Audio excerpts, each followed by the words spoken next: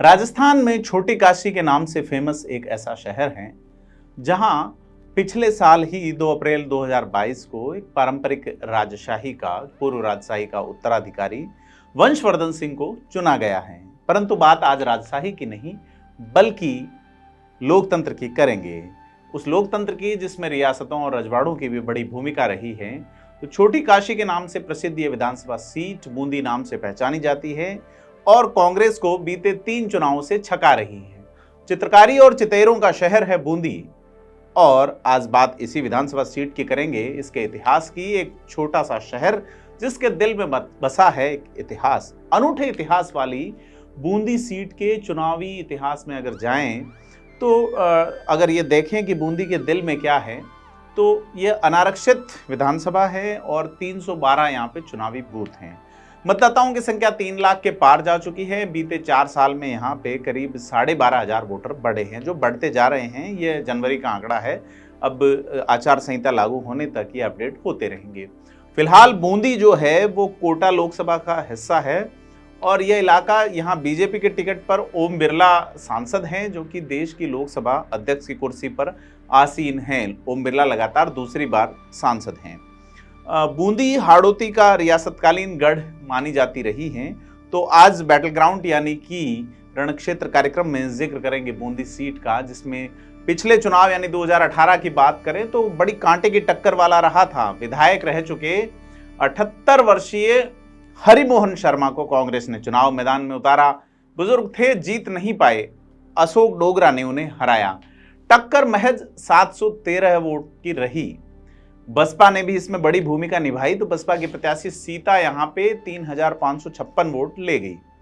यहाँ नोटा समेत 9 अन्य उम्मीदवार जो है वो मार्जिनल वोट से ज्यादा पा गए। ऐसे में यहाँ पे 2018 का चुनाव बड़ा रोचक रहा था। 2018 में कांग्रेस ने एक बार फिर से ममता शर्मा को यहाँ टिकट दिया था, तो बीजेपी ने अशोक डोगरा को मैदान में उतारा था। डोगरा ने ममता शर्मा को 10,743 वोटों से हराया। यहाँ बसपा का प्रत्याशी सुल्तान जो है वो 16,586 और समाजवादी पार्टी का संदीप 7,505 वोट ले गया। अब ये कहना समीचीन होगा, पिछले 2-3 चुनावों को देखें तो यहाँ बसपा और समाजवादी जो है वो एक अनूठा प्रभाव छोड़ते रहे हैं परिणाम तय करने में। 2013 में बीजेपी की लहर थी, ममता शर्मा एक बार फिर सामने थी। उन्होंने 27,636 वोटों से शिकस्त दी। तो कहना गलत नहीं होगा कि कभी बूंदी जो है राजा रजवाड़ों की सीट हुआ करती थी, अब यह ब्राह्मण वर्ग के प्रभुत्व में है। हालांकि यहाँ पे गुर्जर मतदाताओं की संख्या भी बहुतायत में है, जो डिसाइड करती है कि विधायक किस पार्टी का या किस कास्ट का चुना जाएगा।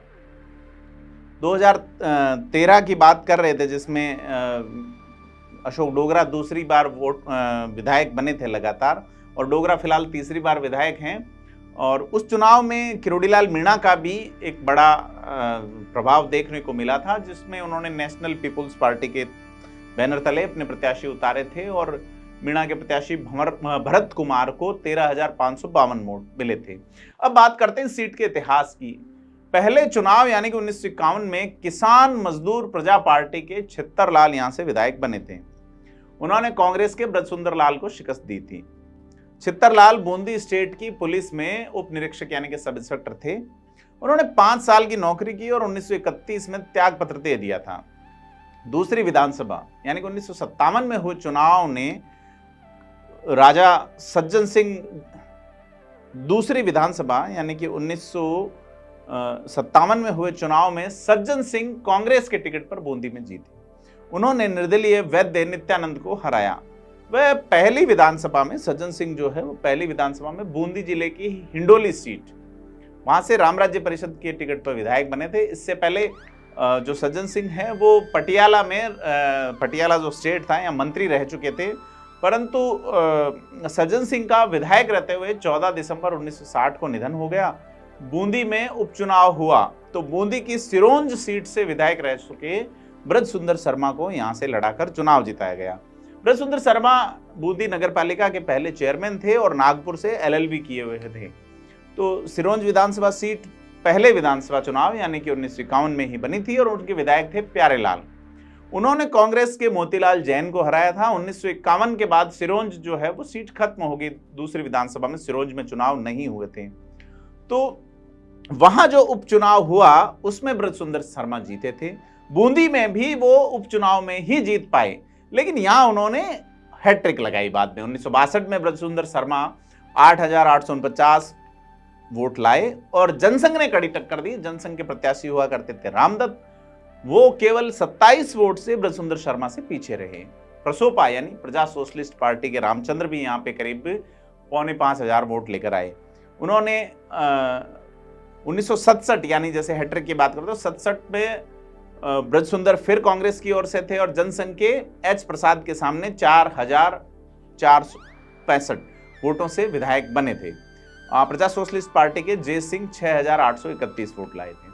72 जब इंदिरा गांधी का दौर था और यहाँ पे खास करके ढूंढाड़ में स्वतंत्र पार्टी का माहौल था, तो कांग्रेस ने राजेंद्र कुमार भरतिया को टिकट दिया। उन्होंने जनसंघ के रामदत्त को 62% वोटों के बड़े अंतर से हराया।